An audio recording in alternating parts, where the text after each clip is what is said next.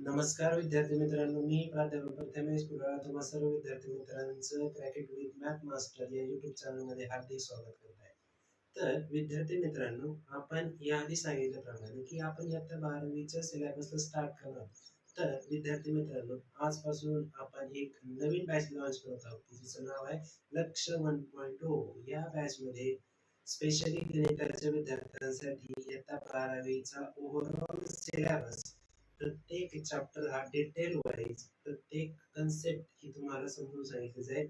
त्यानंतर इयत्ता 12वीच्या बोर्ड परीक्षेमध्ये कोणकोणत्या प्रकारचे प्रश्न विचारले जातात, कोणत्या टॉपिक वरती जास्त भर दिला जातो आणि या प्रकारच्या बऱ्याच गोष्टी तुम्हाला अजून या बॅच मध्ये पाहायला मिळतील.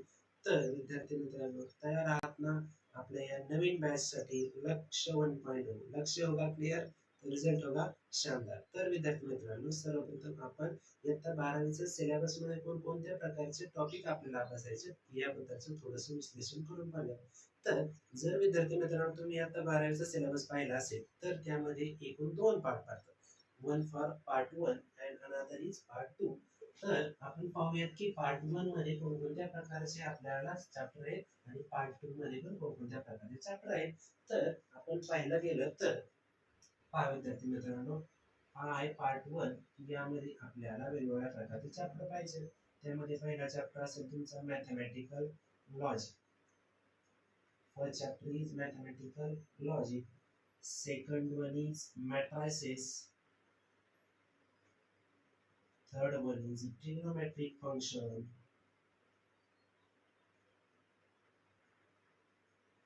Fourth one is a pair of straight line.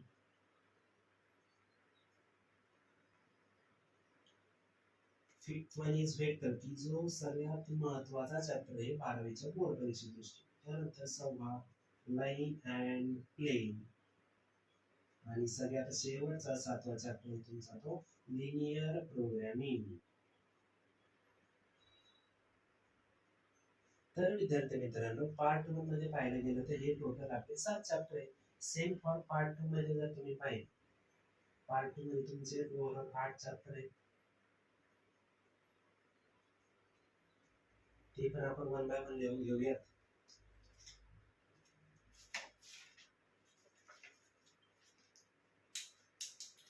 त्यामधला पहिला चॅप्टर तुमचा डिफरन्शिएशन. त्यानंतर application of derivative.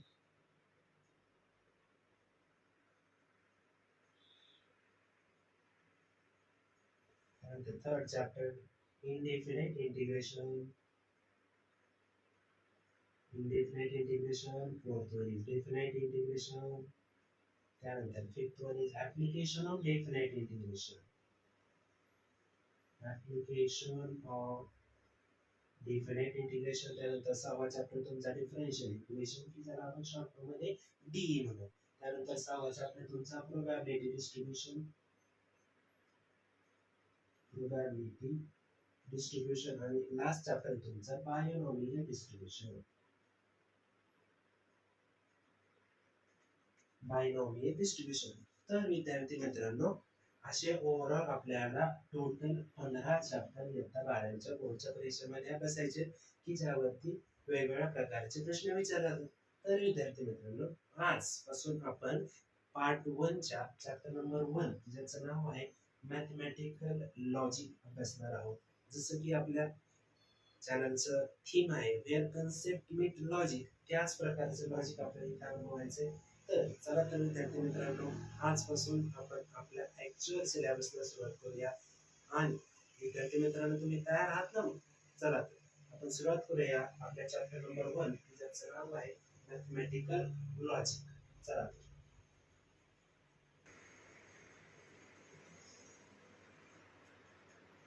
Chapter number 1 ज्याचं नाव आहे मॅथमॅटिकल लॉजिक.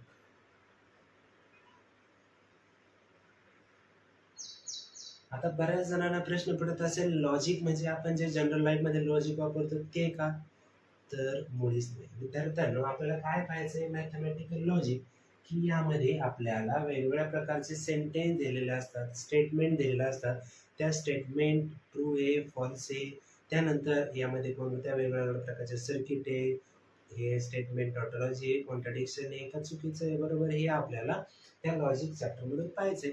जर पाहायला गेलं तर लॉजिक हा चॅप्टर स्टार्ट करायच्या वेळेस आपल्याला सगळ्यात आधी माहिती पाहिजे की what is mean by statement.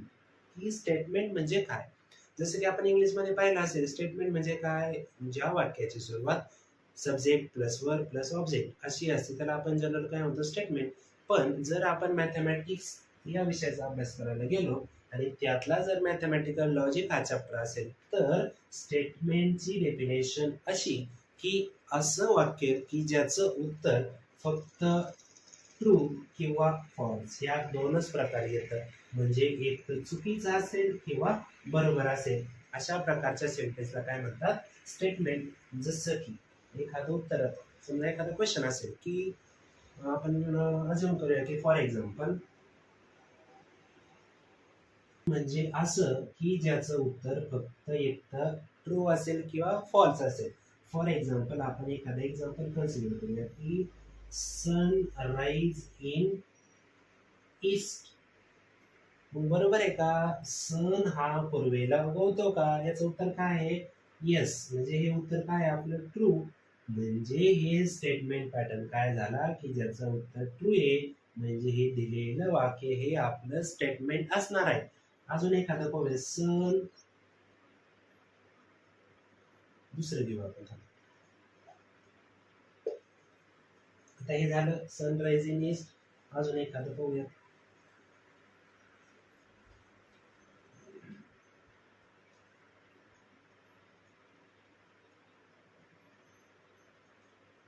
Mumbai is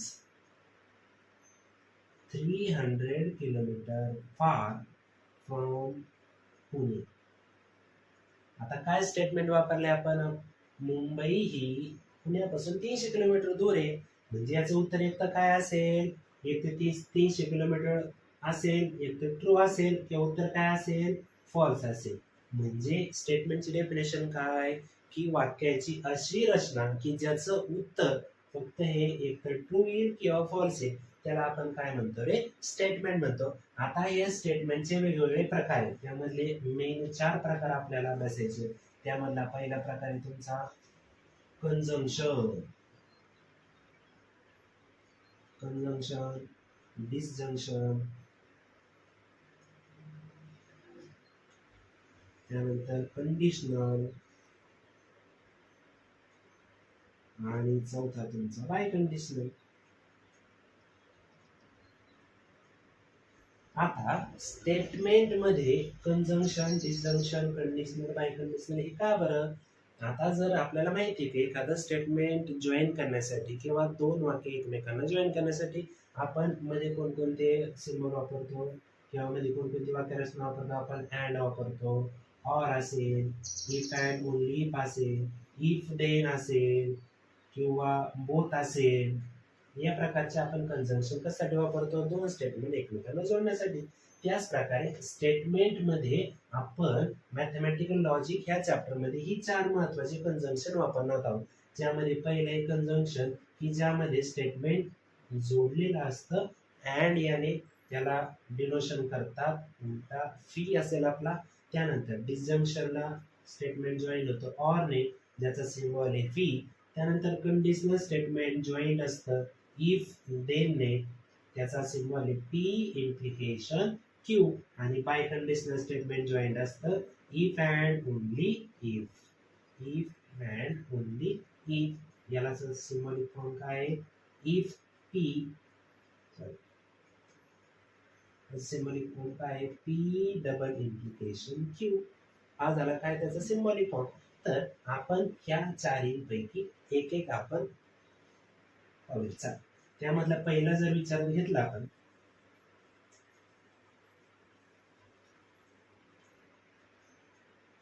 पहिलं कनेक्टिव्ह आपलं कंजंक्शन. कंजंक्शन म्हणजे काय, जर दोन स्टेटमेंट असतील, एका स्टेटमेंटला मी म्हणलं पी आणि जर दुसरं स्टेटमेंट असेल क्यू, हे दोन स्टेटमेंट जर मला जॉईन करायचे असतील तर ते मी जॉईन करण्यासाठी वापरणारे अँड आणि त्याचा सिम्बॉल आहे हा उलटा फी. जसे की का दोन स्टेटमेंट दिले काय, if my friends height is 6 feet and mine height is 5 feet. तर पहा इथं कंजंक्शन कोणतं वापरलंय रे, अँड. जर हेच वाक्य आपल्याला सिम्बॉलिक फॉर्म मध्ये डिराईव्ह करायचं असेल तर काय म्हणणार आपण, एक स्टेटमेंट आपल्याला कळालं काय, माय फ्रेंड हाईट इज 6 feet, म्हणजे याचं उत्तर काय असणार आहे, एक तर हो असेल किंवा नाही असेल. तुमचा मित्र तुम्हाला माहिती त्याची हाईट किती आहे, म्हणजे आपण काय म्हणणार आहे, P. My friends height is 6 feet. हे काय झालं, पी वाक्य झालं. त्यानंतर दुसरं काय रे, क्यू वाक्य रचना काय असेल, माइन हाईट इज 5 feet. तुमच्या मित्राची हाईट 5 फूट असेल, माझ्या मित्राची हाईट 6 फूट असेल, असं काहीतरी असेल. म्हणजे इथं आपण दोन वाक्य घेतले, पी आणि क्यू. कोणतं कंजंक्शन वापरले इथं, अँड वापरले. कनेक्टिव्ह कोणतं, अँड. म्हणजे जर ते वाक्य आपल्याला सिम्बॉलिक फॉर्म मध्ये डिराईव्ह करायचं असेल तर आपण काय म्हणणार आहे, पहिल्या सेंटेन्सचं नाव दिलं आपण पी, दुसऱ्या सेंटेन्स नाव दिलं क्यू, आणि मध्ये कनेक्टिव्ह कोणतं वापरलेलं, अँड. आणि अँड साठी आपल्याकडे सिम्बॉल काय आहे, हा ट्रायंगल. म्हणजे काय झालं, पी अँड क्यू. हा काय झाला तुमचा सिम्बॉलिक फॉर्म. कशासाठी रे, जर दोन सेंटेन्स हे कंजंक्शन किंवा अँड या कनेक्टिव्हने जोडले असतील तर. आता हे झालं काय, जर एखादं एक्झाम्पल दिलं तर त्याचा सिम्बॉलिक फॉर्म काय असेल. पण जर एखादं आपल्याला ट्रूथ टेबल ड्रॉ करायचं असेल तर ट्रूथ टेबल म्हणजे काय, की ज्यामध्ये आपल्याला त्या सेंटेन्सची ट्रूथ व्हॅल्यू डिफाईन करता येईल.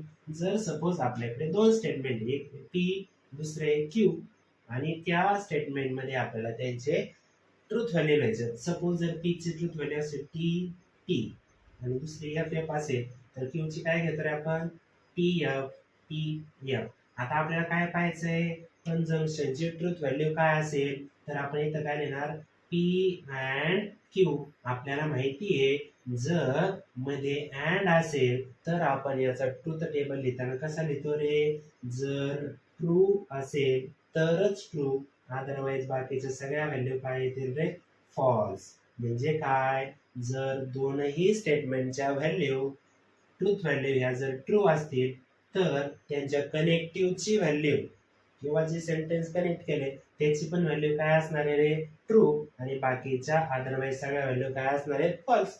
म्हणजे जर तुम्ही पाहायला गेलं तर पहा, टी इंटू टी काय, टी इंटू एफ म्हणजे काय, ट्रूथ शेजारी फॉल्स केलं म्हणजे ते काय येणार आहे, फॉल्सच येणार.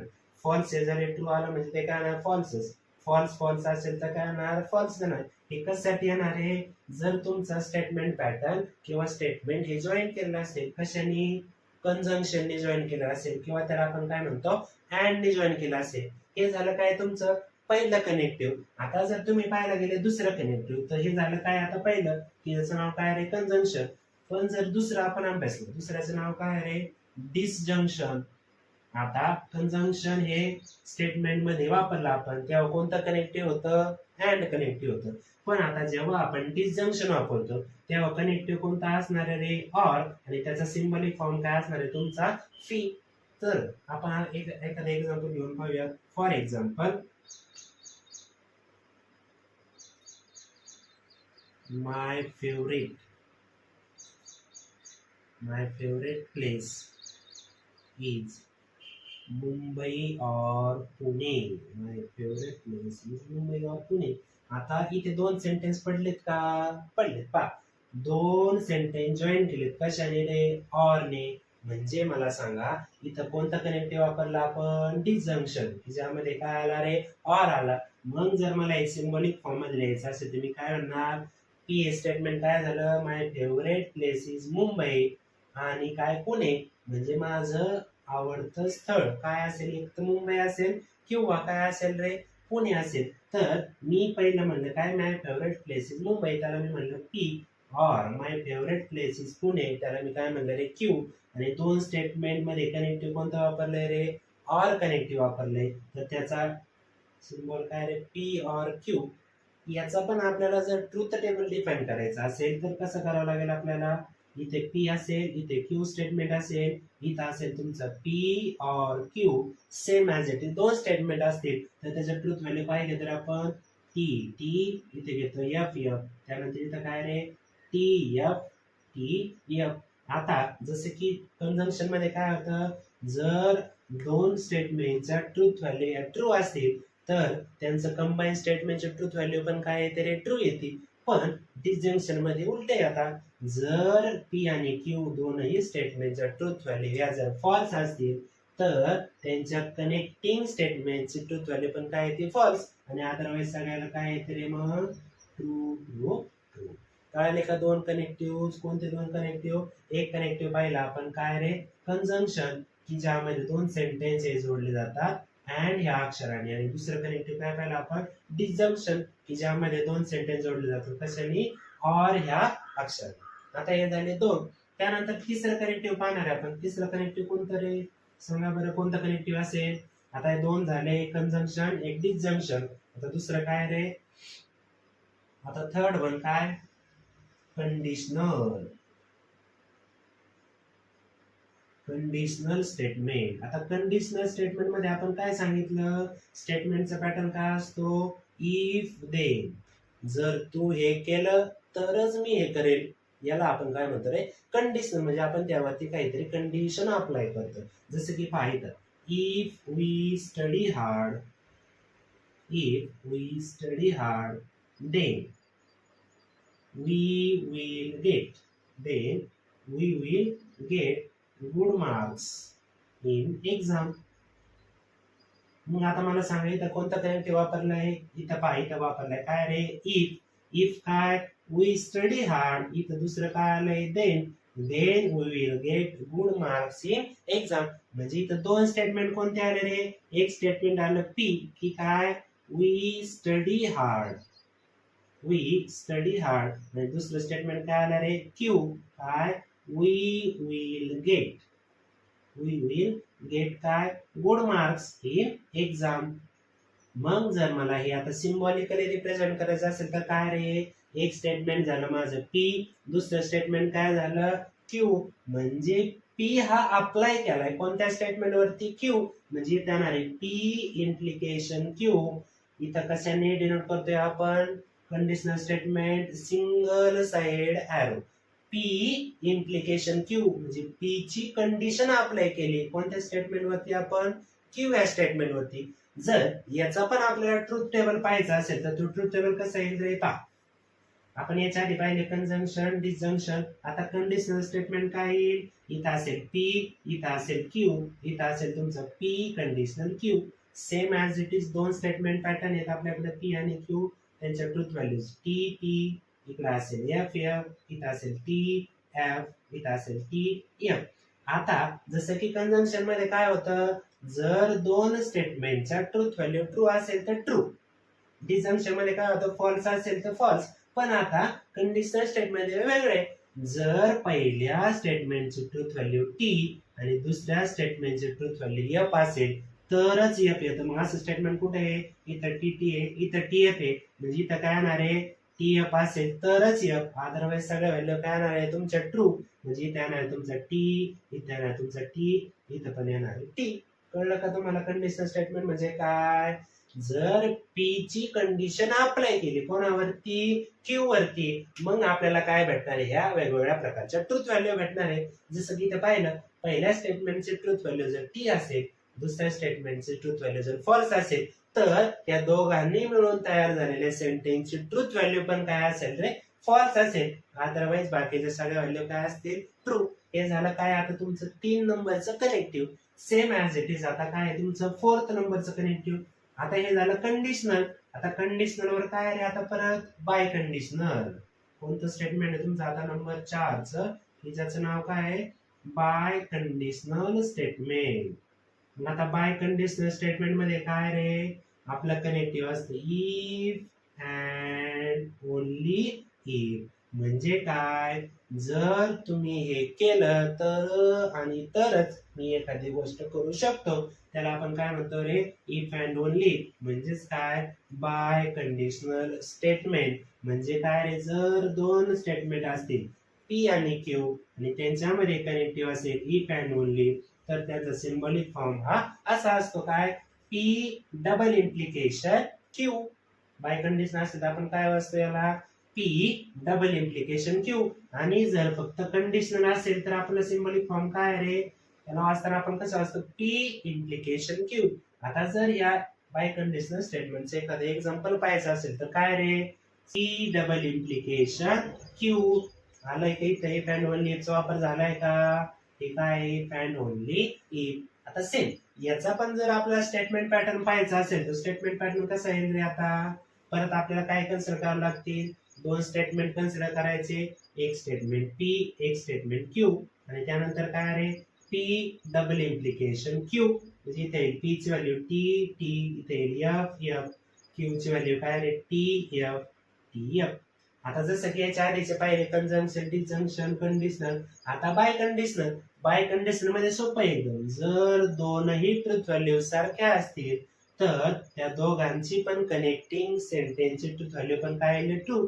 जसं की इथे टी टी आहे त्याची ट्रुथ व्हॅल्यू काय ना टी, इथे एफ एफ आहे याची पण ट्रुथ व्हॅल्यू काय ना ट्री. अदरवाइज सगळ्याला काय येईल रे, फॉल्स. हे काय झाले तुमचे चार प्रकारचे कनेक्टिव्ह. पहिलं काय पाहिलं आपण, कंजंक्शन. कंजंक्शन मध्ये काय कनेक्टिव्ह वापरतो आपण अँड, त्याचा सिम्बॉल काय रे, हा तुमचा ट्रायंगल टाइप. त्यानंतर दुसरं कनेक्टिव्ह पाहिलं आपण काय रे, डिसजंक्शन. डिसजंक्शन मध्ये कोणत्या प्रकारचं कनेक्टिव्ह वापरलं जातं, ऑर, त्याचा सिम्बॉल काय रे, फी. त्यानंतर तिसरं कंजंक्शन पाहिलं आपण, तिसरं कनेक्टिव्ह पाहिलं काय रे आपण, कंडिशनल.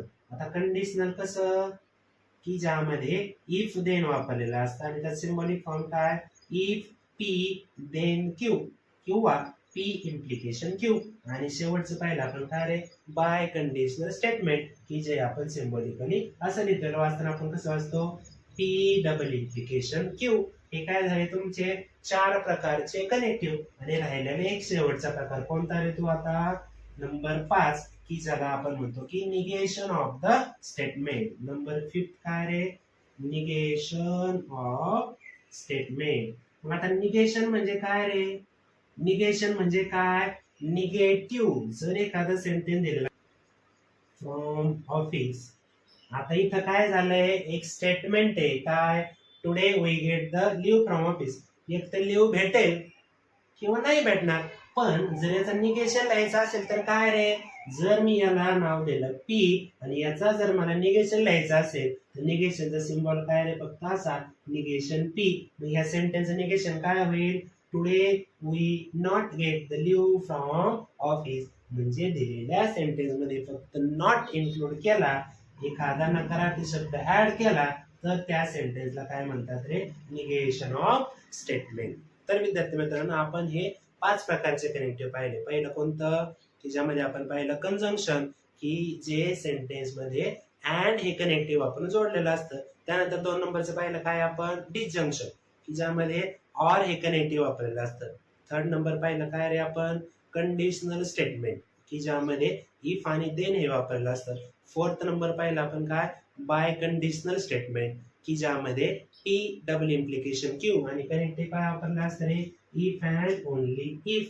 आणि सगळ्यात शेवटचं काय पाहिलं रे आपण, निगेशन ऑफ द स्टेटमेंट. म्हणजे काय, एखादं स्टेटमेंट दिलं असेल तर त्याचा फक्त निगेटिव्ह पार्ट त्याच्यात ऍड केला तर त्या स्टेटमेंटचं काय होतं रे, निगेशन होतं. विद्यार्थी मित्रांनो, इथपर्यंत जर तुम्हाला व्यवस्थितरित्या समजलं असेल तर आत्ताच आपल्या व्हिडिओला लाईक करा, चॅनलला शेअर करा आणि सबस्क्राईब करा. इथून पुढचा पॉइंट आपण येणाऱ्या नवीन व्हिडिओच्या माध्यमातून शिकणार. तोपर्यंत स्टे कनेक्टेड अँड लक्ष्य 1.0. लक्ष्य होगा क्लियर तो रिजल्ट होगा शानदार.